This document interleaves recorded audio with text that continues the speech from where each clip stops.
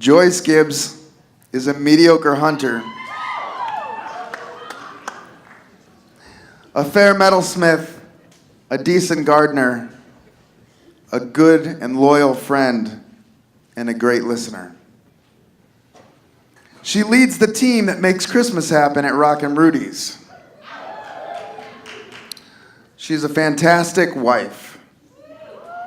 Without her, it's possible Tell Us Something might have ended before it began. She continues to grow and learn from the opportunities presented to her by all of her many occupations. Please give a warm round of applause to Joyce Gibbs.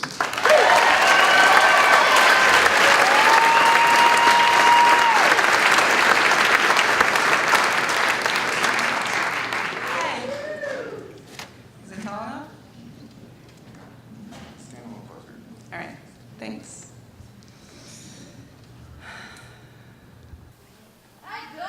Hi.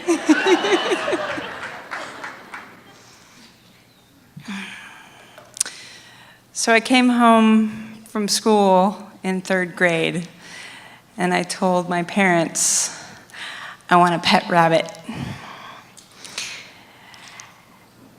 I had just come home from Frankie and Dina's house, and they had a lot of pet rabbits. And we had a pet rabbit in 3rd grade as well. We had one in the classroom, and his name was Peter, and he was off in the corner, and we got to feed him and water him and clean his cage, and that was our responsibility in 3rd grade. And so my dad says to me, well, Joyce, you know that the Bible says that we have dominion over all of the fishes in the sea and the animals on the land. And you also know that every animal has its own purpose. If you want a dog, your dog, you may be able to take hunting, and it will protect your castle. But rabbits are for food. And so, yes, Joyce, you can have a rabbit. You can have 2 rabbits. There's going to be 1 male and 1 female, and we're going to breed them, and we're going to eat their young. It's a true story. And being who I am and how I was raised, and the elk and the meat that I helped prepare after we butchered them, I was like, okay, I get 2 rabbits. And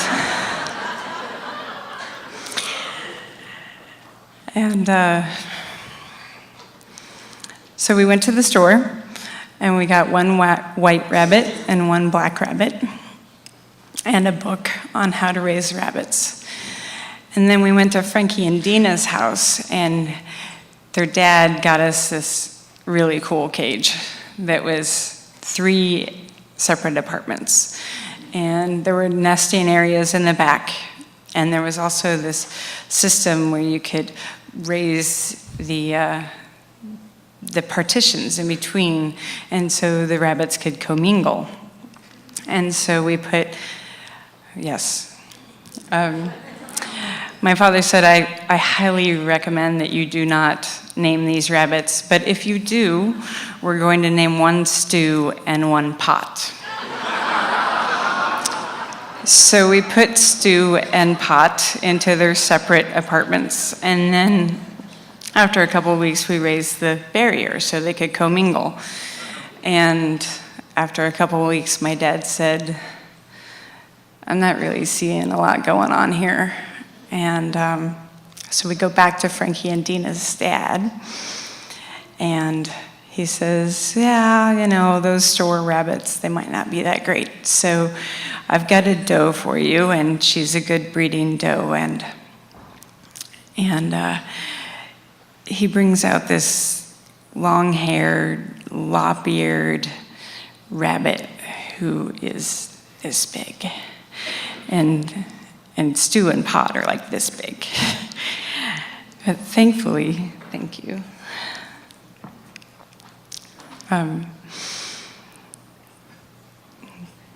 Thankfully, there were 3 different apartments in the hutch, and so we brought back, we'll call her Stella. And it turned out Stella was really mean too. So, but about 2 weeks later, after they all commingled, my dad said, "I think we got something here." So a couple weeks later, it's my job in the morning to feed and water the rabbits. And one morning, Stella is in the hutch in the back, and she won't come out. And I finally coax her to come out, but I kind of know that maybe she's had her bunnies. And so I go around quickly to the back, and I raise up the hatch, and there are 4 eyeless, hairless, squirmy baby rabbits. So squirmy, in fact, that one of them squirms out of the nest and falls to the ground at my feet. And it kind of does this crying noise, and I just pick it up really fast, and I stuff it back in the hutch, and I close the hutch, and I go to school. And I tell everyone, my rabbit had babies. My rabbit had babies. And when I get home from work or from school, Stella's just kind of hanging out in her cage, and so I'm like, I gotta check out my babies, see if they grew hair. And so I open up the back of the hutch, and there's no babies. And so that evening, my parents explained to me about my foreignness to Stella, and how Stella had eaten her young.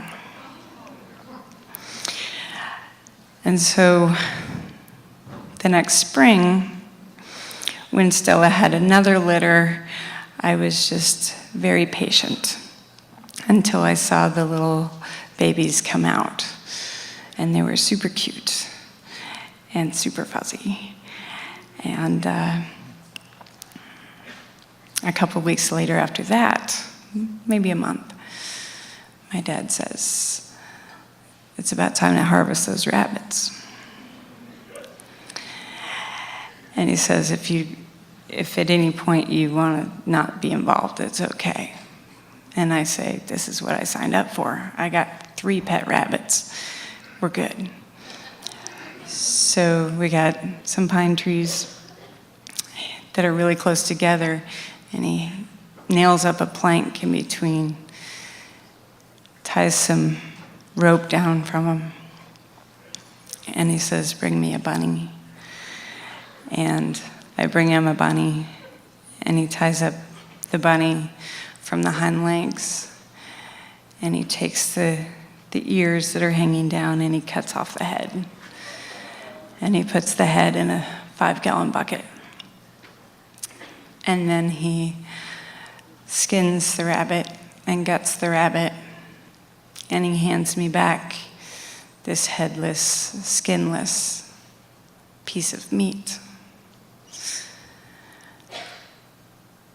And I bring it into my mom, and she cleans it and wraps it and puts it in the freezer. And we have meat and rabbit stew. And after the day is done, we hike the 5-gallon bucket up the woods, into the woods, and we leave it for the coyotes.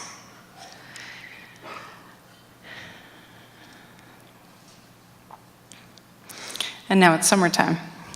And now I'm running out of time, so I'm going to tell this part really fast. It's summertime, and someone has to take care of Peter the rabbit from 3rd grade. Remember him? He was a pet rabbit from 3rd grade. And the 2 weeks that I have are in a July, August situation in the middle of the summer. And since Peter is so different because he's a pet rabbit, I decide that Peter would like to come sunbathing with me. So I take him out and I lay him in the sun, and I'm there with his on my blanket.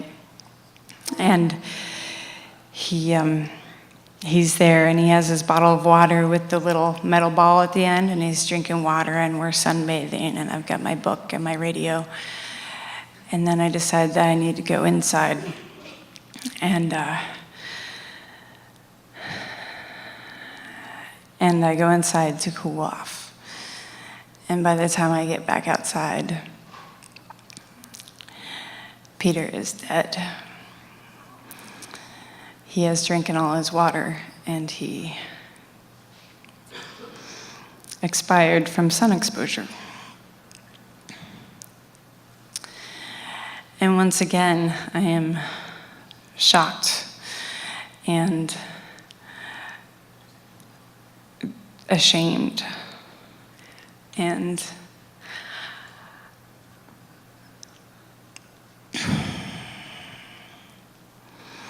then I have to call my third grade teacher and say to her that I killed Peter the rabbit. And then I have to call the next kid in line who's supposed to take Peter the rabbit and tell him that I killed Peter the rabbit. Me, I'm able to raise my own rabbits.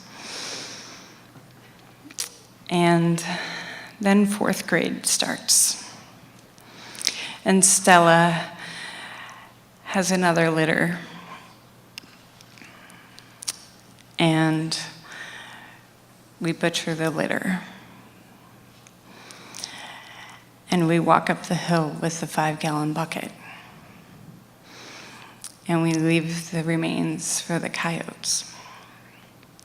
And on the way down the hill, I tell my dad, I don't want to raise rabbits anymore. Thank you.